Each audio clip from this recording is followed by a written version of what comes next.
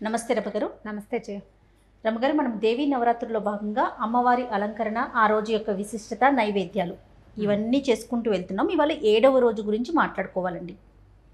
7వ రోజు అమ్మవారి అలంకరణ ఏ విధంగా ఉంటుంది, ఆ రోజు యొక్క విశిష్టత. 7వ రోజు అంటే మనకి సప్తమి. మామూలుగా త్రిరాత్ర వ్రతం అని ఒక పద్ధతి చేసుకుంటారు దసరాల్లో. 9 రోజులు మొదటి రోజున పాడ్యం నాడు కలశం పెట్టుకుని నవమి నాటి రాత్రి దాకా 9 రాత్రులు చేసేది ఒక విధానం. మొదటి రోజున మొదలు పెట్టేవాళ్ళు. లేదా కలశాలు లేవు, మనం పూజ చేసుకునేటట్టయితే మొదటి రోజు నుంచి చేసుకుంటాం. ఈ కలశం పెట్టుకుని లేదా చివరి రోజులో పూజ చేసే విధానంలో 3 రాత్రుల వ్రతం, త్రిరాత్ర వ్రతం. అది ఏమే రాత్రులు? సప్తమి, అష్టమి, నవమి. సప్తమి అంటే 7వ రోజు, అష్టమి 8వ రోజు, నవమి 9వ రోజు. ఈ త్రిరాత్ర వ్రతానికి కూడా చక్కగా కలశం పెట్టుకుని ప్రత్యేకంగా పూజించే విధానాలు ఉంటాయి. ఇళ్లలో ఒకవేళ ముందు పీరియడ్స్ ఇబ్బంది ఉన్న వాళ్ళు, ఏదైనా వేరే రకాల శౌచాలు ఉన్నా కూడా, లేకపోతే మగవాళ్ళు కాస్త బిజీగా ఉన్నా, ఇళ్లలో చేసుకునేందుకు అవకాశం లేని పరిస్థితులు అలా ఉన్నప్పుడు, అంటే అన్ని రోజులు చేయలేని స్థితి ఉంటే చివరి 3 రోజులు తీవ్రంగా జాగ్రత్తగా చేసుకోవడం అనమాట. 3 రాత్రుల వ్రతం. అది ఈ రోజున మొదలవుతుంది. మహాలక్ష్మి, దుర్గాదేవి, తర్వాత మహాకాళి, ఈ 3 అమ్మవార్లని 3 రోజులు అర్చించడం. 10వ నాటి రాత్రి, మహర్నవమి నాటి రాత్రి ఫినిష్ చేసేస్తారు. 3వ నాటి రాత్రి అమ్మవారిని సాగనంపేస్తారు 3 రాత్రుల పూజ చేసి. దశమి నాడు మామూలుగా అపరాజిత పూజ మనం చేసుకుంటాం కదా, విజయదశమికి అమ్మవారి పూజ, ఆ పూజ చేసుకుంటారనమాట. ఈ త్రిరాత్రంలో మొదటి రోజు ఈ సప్తమి నాటి రాత్రి. సప్తమి నాడు ఉదయమే అన్ని రకాల పూజా విధానాలు అన్ని దేవాలయాల్లో కూడా మహాలక్ష్మి స్వరూపాన్ని వేస్తారు. అమ్మవారు మహాలక్ష్మి స్వరూపంగా నెలకొని ఉంటుంది. అయితే మనకి నవదుర్గలలో ఈ రోజున కాళరాత్రి అవతారం ఉంటుంది. మనం కాళరాత్రి అనగానే మహిషాసుర మర్దిని వెళ్ళిపోతాం మహాకాళిగా. మహాకాళి స్వరూపంగా అనకూడదు. మహాకాళి నవమి నాడు వేసే స్వరూపం కాదు. అసలు దీని పేరే కాళరాత్రి. ఈవిడ చీకటి నల్లటి స్వరూపంలో ఉంటుంది అమ్మవారు. గాడిద ఈమె యొక్క వాహనమట. గాడిద ప్రచండమైన స్వరూపంలో ఉంటుంది. బాగా నల్లటి నలుపు, జుట్టు విరబోసుకుని ఉంటుంది. తర్వాత ఏమో గార్ధపమే ఆ వాహనంగా ఉంటుంది. సకల ఆయుధాలు ధరించి ఉంటుంది. మెడలో రుండమాల అంటే కపాలాల మాల ధరిస్తుంది. అటువంటి శక్తిని దుర్గలలో ఇది ఈవిడ 7వ దుర్గ. అమ్మవారి యొక్క తీవ్ర స్వరూపాలలో 7వ స్వరూపం. శ్రీశైలంలో భ్రమరాంబాదేవికి ఈ నవదుర్గలలో ఉన్న 7వ స్వరూపమైన కాళరాత్రి స్వరూపాన్ని అక్కడ శ్రీశైలంలో అమ్మవారికి వెలయిస్తారు. అయితే మనకి దుర్గా అమ్మవారి దేవాలయాల్లో సాధారణంగా ఇళ్లలో కూడా ఈ రోజున మహాలక్ష్మి స్వరూపాన్ని తీసుకుంటారు. లక్ష్మీదేవిని చేస్తారు. మహాలక్ష్మి స్వరూపం అంటే పద్మాసనంలో కూర్చుని, పద్మంలో కూర్చుని, కమలాలు పట్టుకుని ఉండి, తర్వాత ఏమో ధాన్యాదుల్ని వర్షిస్తున్నటువంటి, 2 పక్కల ఏనుగులతోటి అభిషేకింపజేస్తున్నటువంటి అలాంటి మహాస్వరూపం. అయ్యవారి పక్కనున్నది కాకుండా తనంతట తనే ఒకతే బంగారు బిందెలతోటి ఏనుగులు స్నానం చేస్తున్నట్టుగా 2 ఏనుగులు పక్కన నిలబడి ఇట్లా నీళ్లు పోస్తుంటాయి. మంచి శ్లోకం. యాసా పద్మాసనస్థ విపులకటితటి పద్మపత్రాయ తాక్షి గంభీరావర్తనాభి స్తనభరణమిత శుభ్ర వస్త్రోత్తరీయ. చక్కటి బట్టలు కట్టుంటుంది, బ్రహ్మాండ అందంగా కూర్చుంటుంది. మహాపర్సనాలిటీ వర్ణన. పద్మాసనస్థ విపులకటితటి అంటే పద్మాసనంలో కూర్చుని ఎట్లా ఉంటుంది, విశాలమైన జగనం అంటే పెద్ద భారీ ఆకారం వర్ణనం అన్నమాట. లక్ష్మీర్ దివ్యై గజేంద్రై మణిగణ ఖచ్చితై స్నాపిత హేమకుంభై అని చెప్తారు. అంటే లక్ష్మీదేవి దివ్యమైన 2 గజేంద్రాలతోటి మణులని కూర్చున్నటువంటి బంగారపు బిందెలతోటి నిత్యము స్నానం చేయబడే నీరు కలిగిన అమ్మవారు. ఏనుగులు పట్టుకుంటాయి బిందెలు, బంగారు బిందెలు, వాటి నిండా మణులు కూర్చబడి ఉంటాయి అన్నమాట. ఒట్టి బంగారు బిందె తలతల్లాడడం కాదు, దాని నిండా మణులు పొదిగి ఉంటాయి. వాటితో ఆవిడ స్నానం చేస్తారు. నిత్యం సా మమ వసతు గృహే సర్వమాంగళ్యయుక్త. అలాంటి సర్వమాంగళ్యయుక్తురాలైన లక్ష్మీదేవి మన ఇంట్లో వసించుగాక అని లక్ష్మీ స్వరూపాన్ని ఇట్లా ఊహించాలి. ఏనుగుతోటి అభిషేకం అంటే చాలా గొప్పది. మనం చూడు, గజారోహణ అంటే ఎంత గొప్పది, అది అద్భుతం కదా, మహాద్భుతమైన ఘనత కదా అది. అటువంటి 2 ఏనుగులతోటి నిత్యము బంగారు బిందెలతోటి నీళ్లతోటి స్నానం చేయగలిగే తల్లి. అంత ఘనత కావాలి మనకి. అటువంటి తల్లి నిత్యము మన ఇంట్లో వసించాలి. చక్కగా కూర్చుని ఉంది బ్రహ్మాండంగా కమలంలో స్థిరాసనం వేసుకుని కూర్చోవటం అంటే పద్మాసనం అంటే కదలు అనేది అనమాట. కదలిక ఉండదు చూడు పద్మాసనం అయితే, తొందరగా లేవరు కూడా, అవునవును, లేవడానికి కూడా టైం పడుతుంది. అటువంటి స్వరూపంలో అమ్మవారిని ఈ పూట మనకు చక్కగా ప్రదర్శన చేస్తారు. మనం ఇళ్లలో చేసుకునేటప్పుడు కూడా మహాలక్ష్మి అష్టకం కానీ, లక్ష్మీ అష్టోత్తరం కానీ, లేకపోతే కనకధార స్తోత్రం కానీ, లక్ష్మీ సహస్రనామం అలవాటు ఉన్నవాళ్ళు కొంచెం కాస్త టఫ్ అలవాటైతే చేసుకోవచ్చు. కాస్త అంటే ఎక్కువ ప్రచారంలో కనపడదు, కొంతమంది చాలా తక్కువ మంది చేస్తారు. మనకు రెగ్యులర్గా కనపడేది అష్టోత్తరము, తర్వాత ఏమో ఈ మహాలక్ష్మి అష్టకము, తర్వాత కనకధారా స్తోత్రం. ఈ స్తోత్రాలతోటి అమ్మవారిని పూజించుకోవచ్చు. రవ్వ కేసరిని నివేదన చేస్తారు. కేసరి రవ్వతోటి చేసిన కేసరిని కొన్ని చోట్ల అమ్మవారికి లక్ష్మీదేవికి శనగపప్పు ఇష్టం కాబట్టి ఆమెకి శనగ ప్రీతి, అందుకని మైసూర్ పాకు లాంటివి కూడా పెడతారు. మైసూర్ పాకు పెడతారు. తర్వాత ఏమో ఈ మన శనగపిండితో చేసేటువంటి నానా రకాల భక్ష్యాలు, తొక్కుడు లడ్డూలు లాంటివి, శనగపిండితో చేసిన లడ్డూలు, మనం బూందీ లడ్డూ చేస్తాం, అది కూడా లక్ష్మికి చాలా ప్రీతి అని ఆ పదార్థాన్ని కూడా నివేదన చేసుకుంటారు.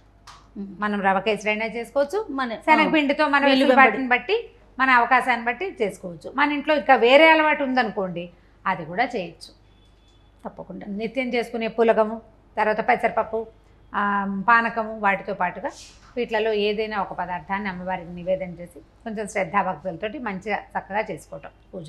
ఓకే, అయితే మనం మహాలక్ష్మి అమ్మవారి కథని చెప్పుకుందాం. అందరికీ తెలిసిందే అయినా మళ్ళీ ఒకసారి ప్రతిసారి వింటున్న ప్రతిసారి ఒక ప్రత్యేకమైన ఫీలింగ్ని కలిగిస్తుంది. లక్ష్మీదేవికి ఒక చాలా ప్రత్యేకమైన విషయం చెప్తారు. మనకి మామూలుగా త్రిమాతలు కదా, మహాకాళి, మహాలక్ష్మి, మహాసరస్వతి. సరస్వతికి కానీ మహాకాళికి కానీ చెప్పని ఒక ప్రత్యేక లక్షణం ఏంటంటే ఈవిడ నిత్యానపాయిని, అంటే భర్తని వదిలిపెట్టి ఉండదు లక్ష్మీదేవి. నిత్యానపాయిని, అనపాన, అసలు ఎక్కడా అవతలకు వెళ్ళదన్నమాట. ఆయన ఏ స్వరూపంలో అయినా ఆయనతో పాటే ఉంది ఆవిడ. విష్ణువు దశావతారాలు ఎత్తాడు మనకు తెలుసు, అవునండి కదా. దశావతారాలు కాకుండా ఇంకా కొన్ని మహాద్భుతమైన అవతారాలని మొత్తం 21 అవతారాలని చెప్తారు. అయితే మనకి కొన్ని అవతారాల్లో లక్ష్మీదేవి లేనివి మనకు కనపడతాయి. మత్స్యావతారం ఆయన ఒకడేగా ఉన్నాడు, దీనిలాగా వెళ్ళాడు, చేపలాగా వెళ్ళాడు, వేదాలు తెచ్చేసాడు కదా ఒకటి. తర్వాతది కూర్మ అవతారం, అప్పుడు కూడా ఆయనే వెళ్ళి సముద్రంలో వెళ్ళి దాని ఆ రాయి కింద ఆ కొండ కింద కూర్చున్నాడు, కనపడలా, లేదు కదా, రెండు లేదు. తర్వాత మత్స్య కూర్మ, తర్వాత వరాహ అవతారం. వరాహ అవతారంలో ఏం చేశాడు, భూదేవిని తీసుకొచ్చాడు. ఈ 2 అవతారాలు తాత్కాలికమైనవి, కాసేపు ఉన్నాయి, ఆ పని చేశాక మామూలు అయిపోయి లోక కళ్యాణార్థం ఆయన వచ్చారు, ఆయన పని చేసి వెళ్ళిపోయాడు. మూడోసారి కానీ 2వ అవతారంలోనే లక్ష్మీ ఆవిర్భావం జరిగింది. ఆయన కూర్మావతారం ఎత్తినప్పుడే, విష్ణుమూర్తి కూర్మావతారం ఎత్తినప్పుడే లక్ష్మీదేవి పాలకడల్లో నుంచి బయటకు వచ్చింది. అవును కదా. ఈ 2 అవతారాల్లో ఆయన అక్కడ ఉండి తర్వాత మళ్ళీ వచ్చేసాడు. తర్వాత వరాహ అవతారంలో తనే స్వయంగా సముద్రంలోకి వెళ్ళి చాప చుట్టగా పడి ఉన్నటువంటి భూదేవిని పైకి ఉద్ధరించి తీసుకొచ్చాడు, భూదేవిని కౌగులించుకుని తెచ్చాడు బయటికి. ఈ 3 మత్స్యకూర్మ, వరాహ, తర్వాత నరసింహస్వామి. నరసింహస్వామి స్వరూపంలో కూడా మనకి లక్ష్మీదేవి లేదు, ఆయన ఒక్కడే కదా భయంకర రూపంలో వచ్చాడు. కానీ ఆయన ఎప్పుడు శాంతించాడు, లక్ష్మీ కళ ఆయనని చేరినప్పుడే ఆయన స్వరూప శాంతి జరిగింది. అమ్మవారు వచ్చి ఆయన ఒళ్ళో కూర్చుని ఆయన్ని శాంతనపరిచి ఆయన్ని కూల్ చేసింది. లక్ష్మితో ఉన్న విష్ణుమూర్తి సులభ సాధ్యుడు. ఆవిడ పక్కనుంటే ఆయనతోటి ఏ పనైనా చేయించుకోవచ్చు, మనం ఏదైనా అడగచ్చు. ఏ స్వరూపంలో అయితే లక్ష్మీదేవి ఆయనతో కలిసి ఉంటుందో ఆ స్వరూప ధ్యానము, ఆ స్వరూపాన్ని పూజించడము విశేషమైన ఫలితాన్ని ఇస్తాయి. మనకు మామూలు జనరల్గా కూడా చూడు, భార్యాభర్త పక్కన ఉన్నప్పుడు ఏదైనా అడిగితే ఆ భార్య ఏమైనా అనుకుంటుందనే భర్త గారు ఒప్పుకుంటాడు. లౌకికమైన మర్యాదను పాటిస్తారు, భగవంతుడు కూడా పాటిస్తాడు. అది ఆవిడని కష్టపెట్టాడు, ఆవిడకి నచ్చితే ఆ పని చేసేస్తాడనమాట. ఇలా తర్వాత కూడా ఆయన మళ్ళీ పరశురామ అవతారం ఎత్తినప్పుడు ఆయన ఒక్కడే ఉన్నాడు, బ్రహ్మచారిగా ఉన్నాడు, పరిపూర్ణ అవతారుడు కాదు, అంశస్వరూపంగా ఉన్నాడు. ఆయనతో పాటే ఆయన ఉన్న కాలంలోనే జన్మించిన శ్రీరాముడు పరిపూర్ణ అవతారుడు, ఆయనతో పాటు లక్ష్మీదేవి పూర్తి స్థాయిలో ఆయన జీవితం అంతా నడిచింది. తర్వాత వచ్చిన కృష్ణావతారంలో కూడా రుక్మిణీదేవి వచ్చేసింది. ఎక్కువ భాగం పరిపూర్ణంగా ఉన్న స్వరూపాలలో లక్ష్మి ఆయనతో పాటే ఉంది. అట్లా భర్తని వదిలిపెట్టకుండా ఉంటే ఆవిడకి నచ్చుతుంది. ఆవిడ అలాంటిది, నిత్యానపాయిని కాబట్టి ఆమెకి ఒక్కళ్ళమే పూజించడం, ఒకళ్ళమే నేను ఒకదాన్నే చేసుకుంటాను అనకుండా జంటగా భార్యాభర్తలు ఇరువురు కలిసి పూజ చేస్తే చాలా ఫలితం లభిస్తుందని చెప్తారు. ఇదొక పద్ధతి. కుదిరితే చేస్తాం, కుదరకపోతే ఏం చేస్తాము ప్రశ్నించద్దు. ఇంకా ఆయన ఒప్పుకోడండి ఇప్పుడు ఏం చేయాలండి అని అడగండి. అవకాశం ఉంటే చేసుకోవటం మంచిది. ఇద్దరు కలిసి చేస్తే మంచి ఫలితం లభిస్తుంది. లక్ష్మీదేవి దేవాలయాలకు వెళ్ళామనుకోండి, అప్పుడు ఒకళ్ళమే వెళ్ళకుండా ఇద్దరం కలిసి వెళ్ళండి ఇద్దరు, అప్పుడు మంచి ఫలితం లభిస్తుంది. ఆమెకు అట్లా ఉంటే ఇష్టం, జంట ఎడబాయకుండా ఉండాలి. ఇది ఒక పద్ధతి. అయితే ఈవిడ పుట్టుక జన్మ కూడా అన్ని విచిత్రమైన కథలుగానే కనిపిస్తాయి మనకి. మొట్టమొదట భృగు మహర్షికి కూతురుగా జన్మించింది ఈవిడ, భార్గవి అనే పేరుతోటి. అప్పుడు ఆయన విష్ణుమూర్తికి ఇచ్చి వివాహం చేశాడు. మహాలక్ష్మి స్వరూపం అమ్మవారే ఒక అంశ స్వరూపంలో ఆయనకి జన్మించింది. వివాహం చేసుకున్నారు, ఇద్దరు కలిసి బాగానే ఉంది. ఆవిడ వైకుంఠంలో ఉంటుండేది. అప్పుడు ఏమైంది, ఒకసారి వచ్చిన దూర్వాస మహామునికి అయ్యవారి మెడలో ఉన్నటువంటి మాలను తీసి ఆయనకి ఇచ్చారు.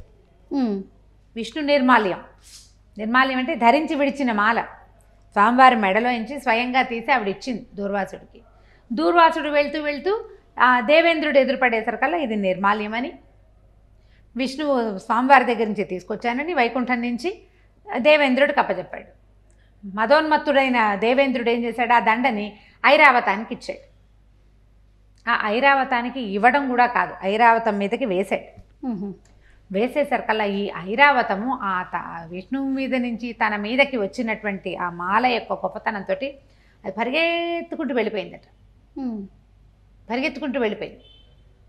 ఆ వెళ్ళిపోయింది దానివల్ల దానికి అది దిక్కులేని మోసే ఏనుగులు ఉంటాయి, అష్టదిగ్గజాల్లో ఒకటైపోయిందట. దానికి వచ్చింది ఆ అవకాశం, నిర్మాల్యాన్ని నెత్తిని ధరిస్తే వచ్చే అవకాశం. అది కనుక దేవేంద్రుడు ధరిస్తే వీడు ఇంకా గొప్పవాడు అయ్యేవాడు ఇతను.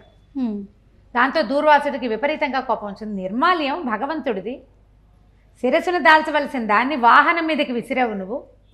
బుద్ధి లేని జంతువుకి తెలివి తక్కువ ఉంటుంది కొంత. ఐరావతం చాలా గొప్ప జంతువు, అయినా కూడా జంతువే కదా. అయినా కూడా తన మీద వేయబడినటువంటి విషయం యొక్క మహాత్మ్యం అది తెలుసుకుంది, నువ్వు తెలుసుకోలేకపోయావు. లక్ష్మి నీది ఉండదు, నువ్వు విష్ణువుని అవమానించావా, లక్ష్మి నీ దగ్గర ఉండదు. ఈ వీళ్ళిద్దరిలో ఉన్న పాయింట్ చూడు, నువ్వు లక్ష్మిని బాగా పూజిస్తే విష్ణువు ప్రసన్నుడవుతాడు, విష్ణువుని అమర్యాద చేస్తే లక్ష్మీ ప్రసన్నం ఉండదు. ఇందులో ఇప్పుడు పురుషుణ్ణి అవమానిస్తే ప్రకృతి సహించదు అని చెప్తోంది. ఆ కథలో అర్థం అదే కదా. దాంతో ఆవిడకు కోపం వచ్చింది, స్వర్గలక్ష్మి వెళ్ళిపోయింది, లక్ష్మీదేవి కూడా వెళ్ళిపోయింది. మొత్తం ఉన్న వాళ్ళంతా వెళ్ళి పాలకడల్లో కలిసిపోయారు. అన్ని చోట్ల ఉన్న వైభవము వెళ్ళిపోయింది. మళ్ళీ వెళ్ళిపోయిన స్వర్గలక్ష్మిని సాధించాలంటే ఏం చేయాలి, వీళ్ళంతా వైకుంఠానికి వెళ్ళారు. దేవి భాగవతంలో ఉన్నదే ఈ కథ.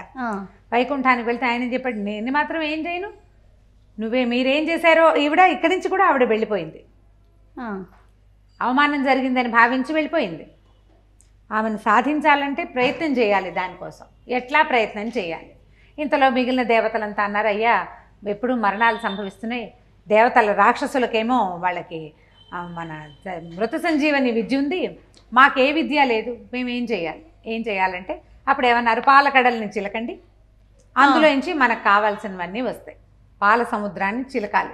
దేనికైనా మథనం తప్పదు, ఏ విషయానికైనా మధిస్తేనే వెన్న వస్తుంది, బాగా మేధోమథనం జరిగితేనే సరైన నిర్ణయాలు వస్తాయి. అప్పుడు పాలకడల్ని చిలికారు. ఆ చిలకడం కోసమే మళ్ళీ విష్ణువే సహాయం చేయవలసి వచ్చింది. ఆయనే మోహిని అవతారంలో వచ్చాడు. పాలకడల్ని చిలకంగానే చిలికినప్పుడు ముందు వేసిన మందర పర్వతం మునిగిపోకుండా కింద నుంచి కూర్మ అవతారంలో దాన్ని లేపి అది నిలబెట్టాడు. అది మునిగిపోతుంది బుర్రది. ఇప్పుడు తిప్పారనుకో కిందంతా మట్టి ఇసుకే కదా ఉండేది, అది మొత్తం కుంగిపోయి పక్కకి వెళ్ళిపోతుంది. కుంగకుండా అది కిందకి మట్టం ఉండేలాగా మట్టు ఒక బరువైన పదార్థం ఒకటి ఉంటే దాని మీద ఆగుతుంది. అందుకని కూర్మ స్వరూపంగా స్వామివారు అక్కడ చేరాడు. ఆ మందర పర్వతానికి కింద మట్టుగా ఆయన ఉండి అప్పుడు ఈ చిలకటం ప్రోగ్రాము సజావుగా చేశారనమాట. మొత్తం పాలకడల్ని చిలికేసరికల్లా ఒక్కొక్కళ్ళు వచ్చారు. మొట్టమొదటి వచ్చిందేమో విషం, హాలాహలాన్నేమో పరమేశ్వరుడు స్వీకరించాడు. తర్వాత ఇంకా వరుసగా వచ్చారు లక్ష్మీదేవి, చంద్రుడు, ఇట్లా అందరూ వరుసగా కామధేనువు కల్పవృక్షము సమస్తమైనవి వచ్చి చివరిగా అమృత భాండం పుచ్చుకొని వచ్చాడు ధన్వంతరి. ఈ బయటికి వచ్చినటువంటి లక్ష్మీదేవి మరి ఆవిడని ఎవరు వివాహం చేసుకోవాలి? విచిత్రంగా ఇక్కడ ఇంతమంది సమూహం ఉంది, దేవతలు రాక్షసులు ఉన్నారు, ఎవ్వరూ మాట్లాడలే. జగన్మోహన్ సుందరి ఆవిడని చూసి అట్లా కళ్ళ అర్పకుండా ఉండిపోయారట. ఒక్కళ్ళకి కూడా ఈమెను మేము స్వీకరిద్దామన్న ఊహ రాల. ఆవిడలో ఆ ధన లక్ష్మిలో ఉన్న సన్మోహన శక్తి ఏంటంటే ఎవరిని ఆవిడ భరిస్తుందో ఆవిడదే ఛాయిస్. ఓహో, నాకు కావాలని నేను అనుకోవటానికి వీల్లేదు, నువ్వు కనుక ఎంత గించుకున్నా నీ దగ్గరికి రాదు. ఆమె రాదలుచుకుంటే ఎవరినైనా సరే వరిచేస్తుంది. నారాయణ నుండి ఆవిడ వరించింది తనంతట తను స్వయంగా. తన భర్తను చేరుకుంది ఆవిడ, ఎక్కడి నుంచే కదా వెళ్ళింది. లక్ష్మీదేవిని తీసుకెళ్ళిపోయాడు. అయితే ఇప్పుడు తర్వాత ఇంద్రుడు తపస్సు చేశాడు. మనం చెప్పుకునే లక్ష్మీ అష్టకం అని చెప్తాం కదా, మహాలక్ష్మి అష్టకం. ఇంద్రుడు చేసిన మహాలక్ష్మి అష్టకం ఈ సందర్భంలోనే చేయబడింది. దేవి భాగవతంలో చెప్పారు అది. ఇంద్రుడు లక్ష్మీదేవి కోసం తపస్సు చేసి ఎలా ప్రత్యక్షం అయిపోయిన ఆమెని ప్రసన్నం చేసుకుంటే అప్పుడు ఆవిడ అతనికి వరం ఇచ్చింది, స్వర్గలక్ష్మి స్వరూపంలో నీ యందు ఉంటాను అని. ఆమె యొక్క లక్ష్మీ స్వరూపాలే తర్వాత ప్రపంచంలో అన్ని చోట్ల, పంటల్లో సస్యలక్ష్మి, ధనం డబ్బు ఉన్న చోట ధనలక్ష్మి, ఇళ్లలో ఉన్న స్త్రీల యందు గృహలక్ష్మి స్వరూపంలో, అట్లా ప్రతి చోట లక్ష్మి. ఏదైనా అందంగా ఉంది అంటే అక్కడ లక్ష్మీ కళ ఉన్నట్టు. బాగుంది లక్ష్మీ కళ, మన మామూలుగా కూడా పిల్ల బాగుంది అంటే లక్ష్మీ కళ అని చెప్పుకుంటాం. లక్ష్మీ కళ ఏంటంటే చూడబుద్ధి అయ్యేది, కావాలనిపించేది, మరింత సమృద్ధిగా కావాలనిపించే భావనే లక్ష్మీ భావన. ఆవిడ మొత్తం ప్రపంచమంతా తన యొక్క కళలని వెలయించి ఉంచింది. లక్ష్మీ సాన్నిధ్యం కావాలంటే పొట్లాటలు ఉండకూడదు. లక్ష్మీదేవికి పోట్లాటలు ఇష్టం ఉండదు, పోట్లాడితే నచ్చదు. ఒకవేళ వాళ్ళు ఎప్పుడు పోట్లాడుకుంటారండి, వాళ్ళ ఇంట్లో బోల్డ్ డబ్బు ఉందండి అంటే అదొకటే ఉండుంటుంది. వాళ్ళకేం సుఖ సంతోషాలు, శాంతి లక్ష్మి సుఖలక్ష్మి ఉండవు వాళ్ళకి, అవి రెండు ఉండవు. ఆరోగ్యాలు ఉండవు. ఐశ్వర్యం ఒకటే కాదు కదా మనకు లక్ష్మీ స్వరూపం. సమస్తమైన సమృద్ధి లక్ష్మీ స్వరూపమే. పోట్లాటలు పనికిరావు. అశుభ్రమైన ఇల్లు, శుచిశుభ్రతలు లేకపోవటం, భర్తలతోటి కలహం, పెద్దవాళ్ళని గౌరవించకపోవటం, ఇలాంటివి ఏ పద్ధతులు ఉన్నా లక్ష్మీదేవి మనని కరుణించదు. మనం చారుమతీదేవి కథ చెప్పుకుంటాం, వరలక్ష్మి వ్రతము. అవునండి. చారుమతీదేవి ఆవిడ ఏం చేసింది, అత్తమామల్ని చాలా బాగా చూసుకుంది కాబట్టి చూసుకుంటుంది, భర్తతో చాలా బాగా ఉంటుంది, ఇంటికి వచ్చిన వాళ్ళతో బాగా ఉంటుంది, ఇంట్లో చక్కగా త్రికాలాల్లోనూ అగ్నిహోత్రాన్ని శుభ్రం చేస్తుంది. ఇన్ని మంచి లక్షణాలు ఉన్న వాళ్ళని లక్ష్మీదేవి వరిస్తుంది. లక్ష్మీ సాన్నిధ్యం లభించాలంటే చాలా మంచి పద్ధతులు ఉండాలి. అది ఒకళ్ళకి మెప్పు పొందటానికి మాత్రం కాదు, మనకు తెలియాలి అంతే. శుచిశుభ్రత, కోపదారితనం ఉండకూడదు, కలహప్రియులుగా ఉండకూడదు, పోట్లాడకూడదు, ప్రతిదానికి రియాక్ట్ అయ్యి నేను అలా చేస్తాను, నేను ఎంత మాటలైనా నేను నిలదీస్తాను, అదేం గొప్ప ఏం కాదు. సర్దుకోవడం చాలా గొప్ప. నిలదీయటానికి ఏముంది, నోరు పెట్టుకుని అరవటం, సమర్థించుకుని నిదానంగా ఉండటం కష్టం కదా. దాన్ని అవలంబించిన వాళ్ళని లక్ష్మి మన ఉంటుంది. మనకు అసలు మామూలుగానే చెప్తారు, ఉద్యోగినం పురుష సింహం ఉపైతి లక్ష్మి అని. ఎవరైతే పనిమంతులు అవుతారో వాళ్ళని లక్ష్మీదేవి వరిస్తుంది. చక్కగా పని చేసుకోవాలి, ఒళ్ళు వంచి పని చేయాలి. ఏ రకమైన పనైనా, ఇంట్లో పనైనా ఆఫీస్ పనైనా సజావుగా పనిచేసిన వాళ్ళకి లక్ష్మీదేవి వరిస్తుంది. దేవతలు వాళ్ళంతా కూడా తమతో పాటే అమ్మవారి స్వరూపం నుంచి ఆదిపరాశక్తి స్వరూపంగా వెలిసిన లక్ష్మిని సొంతం చేసుకోవాలంటే ఎంత కష్టపడ్డారో. అందరూ కలిసి చిలికారు. ఒక రోజు కాదు కదా, రోజుల తరబడి చేశారు. పైగా శత్రువులతో కలిసి చిలికారు. ఆమెను సాధించాలంటే మనం నయాన భయాన పని చేయాలి అంతే. మనకి లక్ష్మి కావాలంటే పని చేయాలి. కాబట్టి సరిగ్గా పని చేయటం, శత్రువులతో కలిసైనా వాళ్ళతో మనకు పడకపోయినా సరిగ్గా జాగ్రత్తగా పనిచేసే వాళ్ళకి మహాలక్ష్మి అనుగ్రహం లభిస్తుంది. తప్పకుండా రమ్మగారు, తెలిసిందేనా మీరు చెప్పిన విధానం చాలా వినటానికి చాలా ఆనందంగా అనిపిస్తూ ఉంది. ఇంకొక ఎపిసోడ్లో మళ్ళీ కలుద్దామండి. నమస్తే. నమస్తే.